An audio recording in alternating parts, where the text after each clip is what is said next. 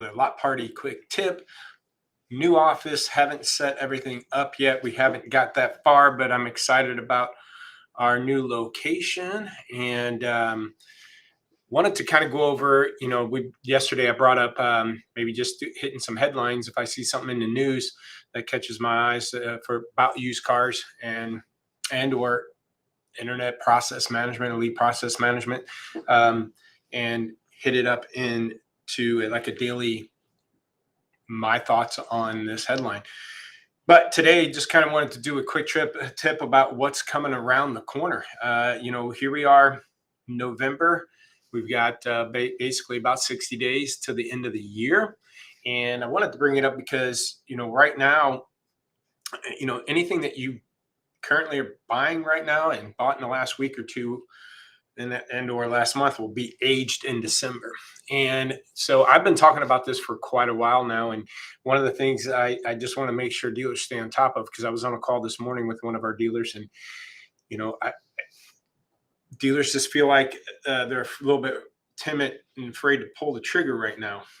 What we're seeing in the stats is, dealers are staying clean and disciplined that way, at least the good operators. But there's a lot of middle bucket bleed through. The 30 to 60 stuff is bleeding through a bit. And so we got to watch that. And basically, a lot of dealers right now, a little bit hesitant on pulling the trigger on stuff and causing it middle bucket bleed through, but also afraid to pull the trigger on anything to get them moving and get too aggressive on their pricing to get the volume up. And because we're also seeing a 2-week sales cycle. So we talk about 2-week per sold. We look at 50%. You want to sell 50% of your inventory in 2 weeks. It puts you on pace to sell 100% of your inventory in 4 weeks.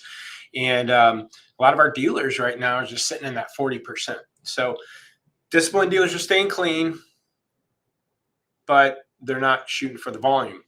And again, I understand the replaceability of cars right now, or I could just wholesale cars. Another dealer I was talking to, I'm afraid of his 30 to 45-day-old cars. A high percentage of his inventory sitting there, high cost to market, high price to market, and it's going to hurt them in December if you don't get these things moving. And what we traditionally see is a good 30 to 40% drop in shopper activity from the peak in February, March, and that peak spring season. We see that drop off in consumer activity. So just because wholesale's high doesn't mean the consumers are paying up for those cars. Now, again, all things being equal, I understand that 15 grand car is now worth 18 grand, and it's going for 17 grand at the lane, or even 18 grand at the lane. So customers will have to pay 18 grand for a 15 grand car but what they're not going to pay is too much for it, over market for it, like we used to be able to pull off. The other problem is, over the next 60 days, you tell me what's going to get better. Is the food shortage and inflation and gas prices going to get better? My bet it's probably not. So if gas prices are higher, food is higher, harder to come by,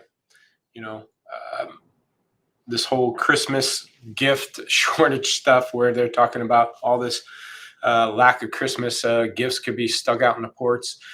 That's not going to get any better or easier. So I know a lot of products over the years, the hot commodity products, people would buy them for Christmas presents and upsell them on eBay and marketplace and stuff. But so, if that's happening, just imagine, is any of those things, are any of those things going to get better? And if not, that's happening.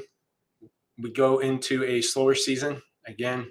30-40% less shopper activity going into these November, December months. Anything you buying now and what you bought last month will be aged cars in December.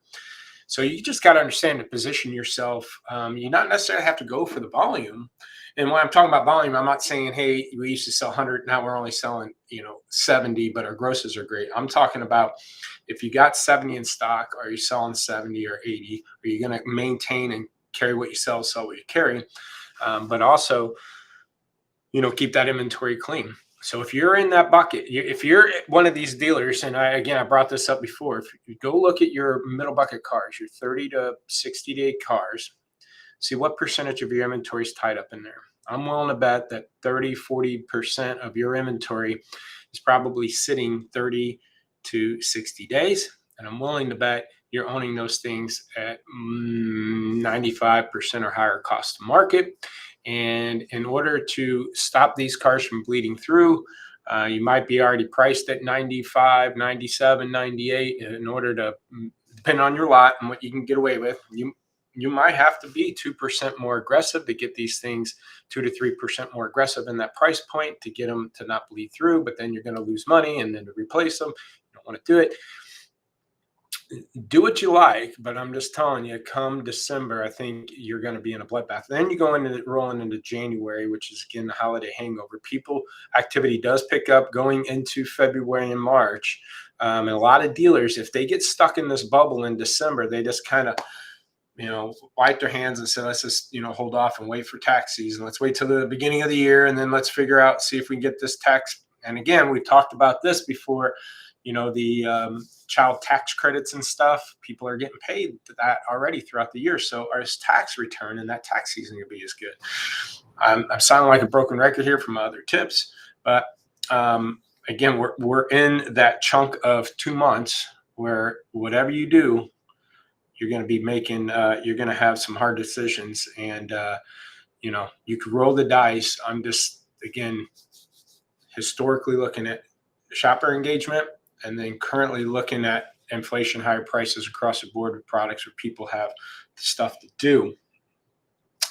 Steve talking about take advantage of the wholesale market and rental cars strategically wholesaling units. Good point there, Steve.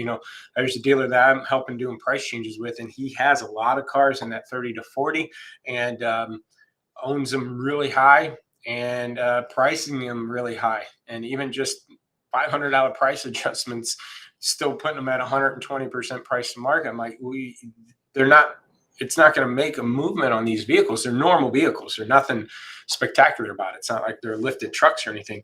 But his comment back to me was, well, I could just wholesale them today and make money. So I went ahead and wanted a system, and I highlighted and sent him a list of probably 40 cars and send it to him and say, here, if you can wholesale them for more money, I do it right now, because these are going to be problem cars in December, because these are all cars you own above current market, and they're in that 30 to 45 day buckets that these cars will be aged in December, and I wouldn't want to own them. So it's up to him. But yeah, to your point. And then Anderson talking about, heavy late model. We're seeing a lot of late models with heavy miles per year, these 18, 20,000 miles per year type, having a 2019 with 40, 50,000 miles on it. It's a 2-year-old car. Those things are sticking around. So, what we find is, people are segment loyal and budget loyal, and just understand what's moving on your lot and keep that going. This isn't a sky's falling. Again, carry what you sell what you carry. It's no big deal.